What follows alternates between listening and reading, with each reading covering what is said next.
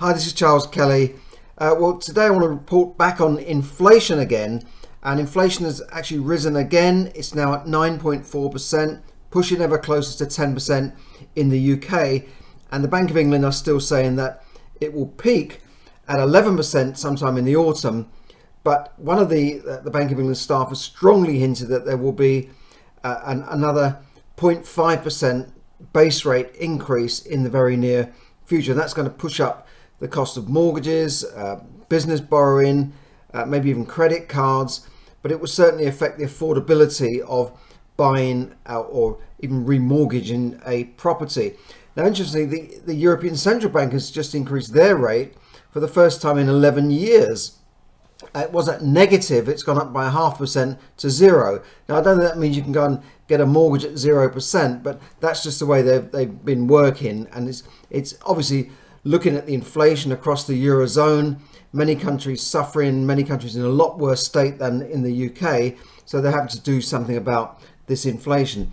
And here in the UK, public sector workers are threatening a series of strikes. This could be medical work staff like nurses, rail, all looking for big pay rises to match inflation. They're looking for 9-10%, and the government through their departments are offering them around 5%, which is still quite a big pay rise compared to what they were getting a few years ago.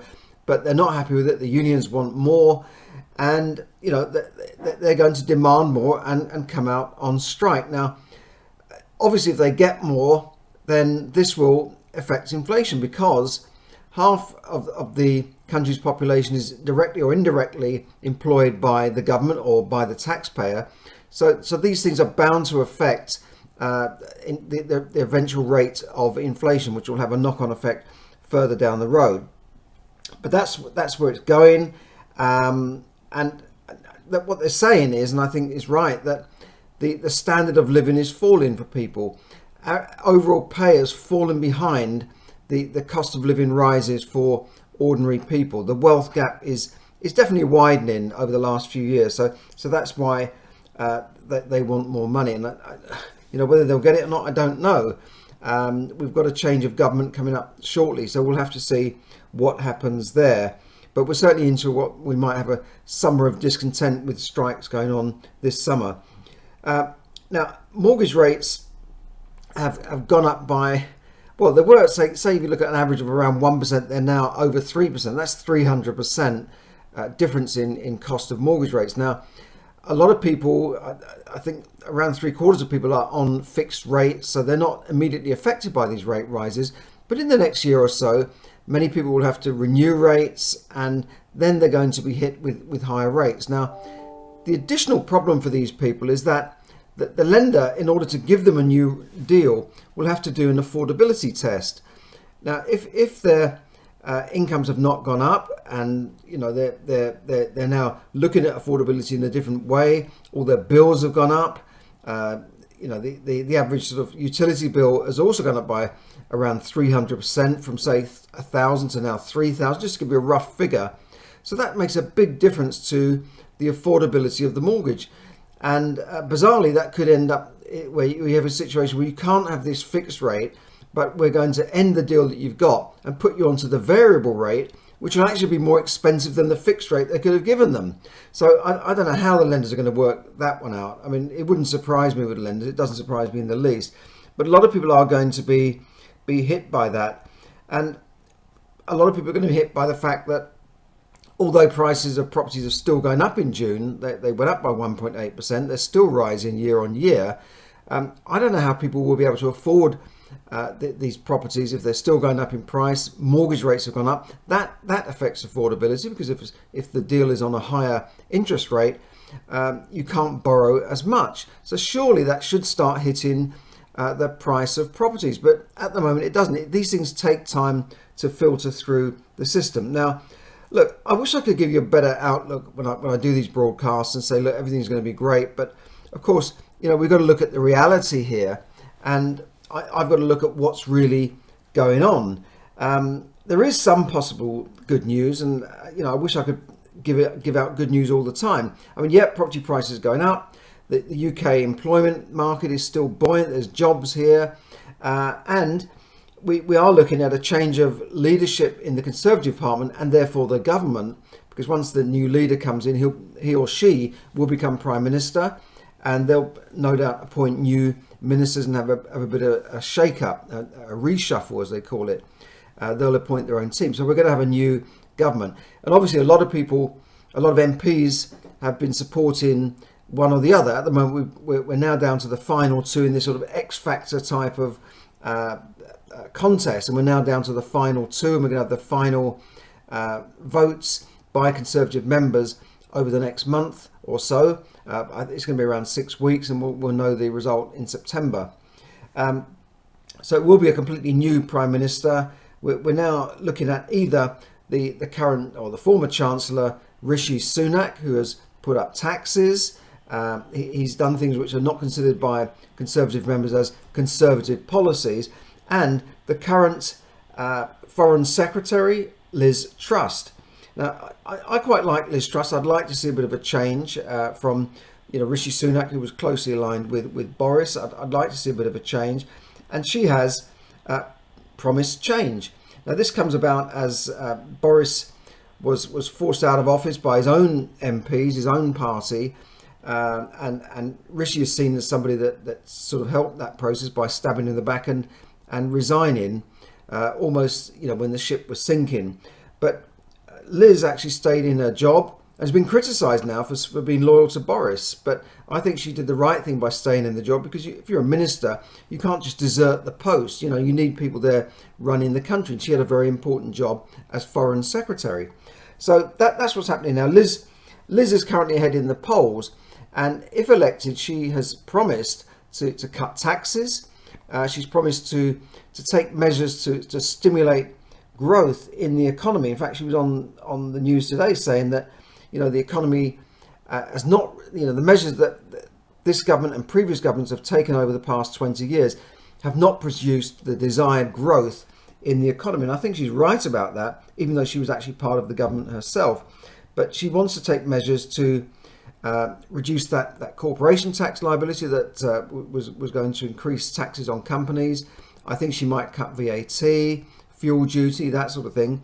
And she's talking about increasing spending. Now, of course, Rishi Sunak, who put these policies in place, is of course against that. He said, no, we've got to tackle inflation and have this sort of austerity measures to bring down inflation. But Liz has said, no, that's not the time for that. We need to get growth going, and the growth then will stimulate more tax revenue for the government. By bringing in more growth, you bring in more business, more companies start businesses, they then start paying taxes further down the road. Rather than sort of leaving the UK, they come here to the UK, and that will in turn increase the tax revenue. And I think that plan is fairly sound. Obviously, it will mean deferring some of the debt reduction plans for our roughly £2 trillion of debt. But I think it's worth it, because I think, we'll have to take longer to pay it, but the country needs this now. A lot of people are in trouble. The amount of people going to food banks is increasing. My local food bank, we support them at Rotary Club, my local Rotary Club, and we get reports that they're suffering. People are not only short of food, but they're short of essential toiletry items and fuel vouchers. They need fuel vouchers, and they will do coming into the winter, especially with fuel going up. So I think the economy needs a much needed boost. It needs a good kick to get it going again, and not that it's dropping at the moment, and we are in slightly positive growth, but I think we need something to build confidence and get people moving again, build that confidence. And I think Liz Truss, in my opinion, is the right person to lead us through that and lead us out of trouble. And I think with someone like Liz Truss behind us, we've got a good future in even outside of Europe, outside the European Union, post-Brexit. I think we need to and basically she's been out there getting deals for us outside of Europe. So that's a good thing. She's got experience in business and getting those deals. So I think we need those trade deals, and we need to really take advantage of our status outside of the European Union, which I personally think is going to be a bit of a basket case over the next 5 years. We shall see. We don't know how all these things are going to work out. On the wider front, as I said, the people in the UK are suffering, but look at countries like Sri Lanka, where it's really in chaos, and you see people on the news queuing up for food, queuing up for fuel, queuing up for passports so they can leave the country.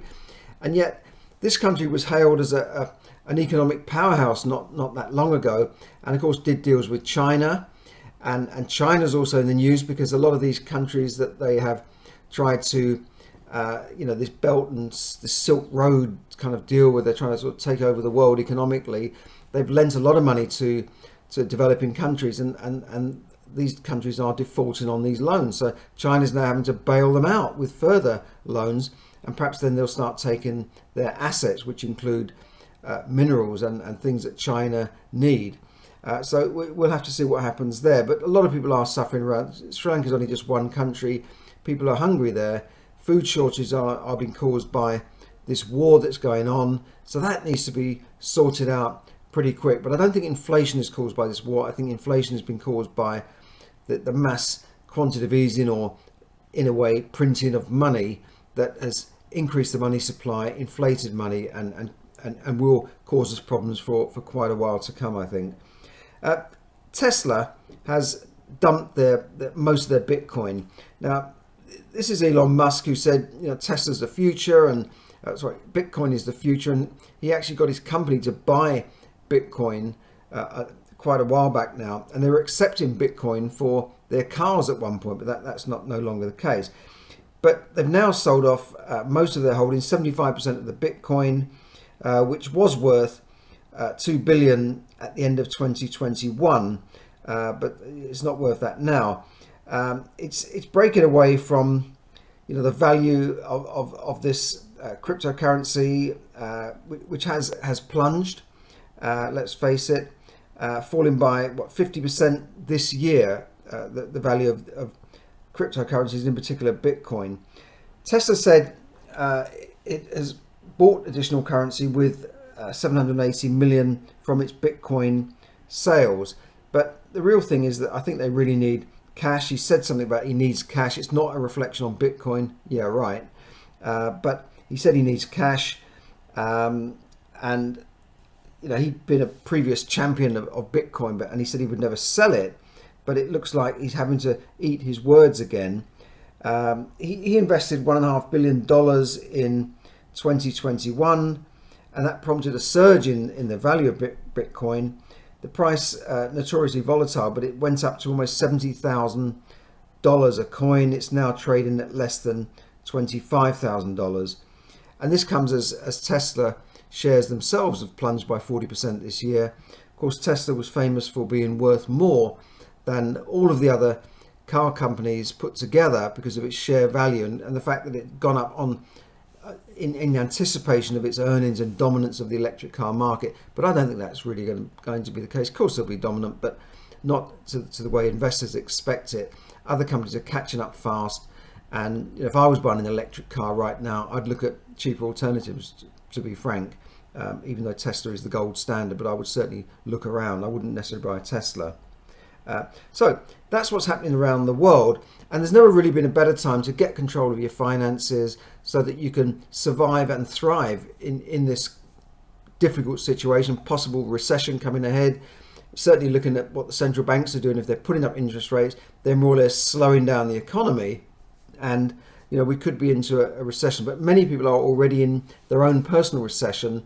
So it's never been a better time to really learn how to manage your finances, how to not only save money and manage money, but how to create wealth and build wealth through whatever it is you want to do. But one of the ways is property, that's worked very well for me, and how to use good debt as well. So with that in mind, you can claim when I'm offering you a free Wealth Accelerator call. It's a 30-minute call. I call it a discovery call of sorts, where you can really get yourself on the right track, so we can give you a plan moving forward in that free call. So click on the link below there, and I think we all need a bit of coaching. I have a coach, and we all need that. We need that accountability.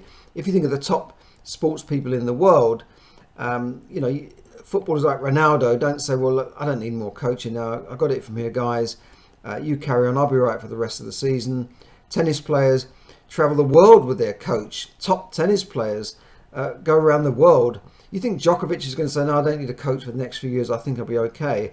In fact, many players, when they fired their coaches, found that their form went down and they've had to rehire them. So we all need that, and I think everybody needs a coach. If you can't afford a coach, if you don't want to have a coach, then find somebody who can be an accountability partner for you. Just like when you go to the gym, it's nice to go with somebody and say, you know, we're going to the gym tomorrow morning, aren't we? And if you're not up, down that gym, they're phoning you, so where the hell are you? So that is helpful to everybody. And this is why I think coaching and ongoing mentoring is very, very useful in your life. It can make a huge difference in your life. So do claim that call, and I will speak to you again soon. Check out my UK property talk, which will be going out sometime on Saturday, and I'll be talking about the general overall property market and where we think it's going in the UK. Thanks for listening. Bye for now.